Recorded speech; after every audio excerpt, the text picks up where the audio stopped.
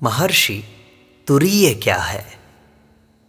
केवल 3 अवस्थाएं हैं, जागृत, स्वप्न तथा सुषुप्ति।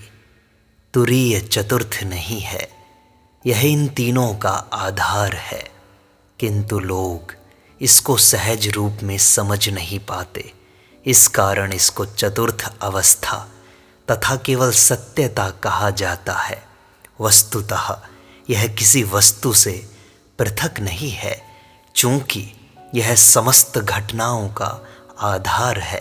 केवल यही सत्य है, यही तुम्हारा वास्तविक अस्तित्व है।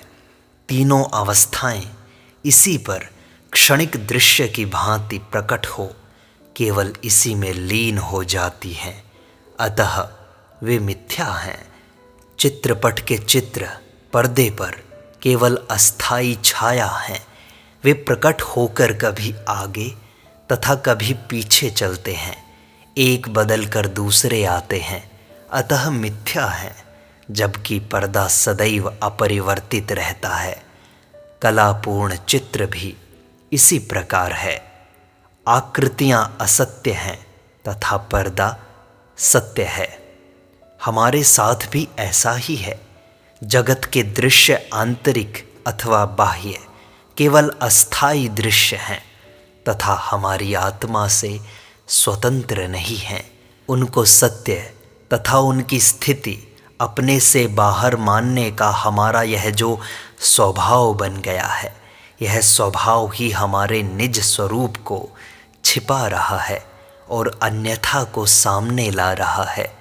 केवल नित्य सिद्ध सत्य स्वरूप आत्मा की उपलब्धि से ही सब असत्य छिप जाएगा और यह ज्ञान हो जाएगा कि वे आत्मा के अतिरिक्त कुछ भी नहीं हैं। तुरीय आत्मा का केवल दूसरा नाम है।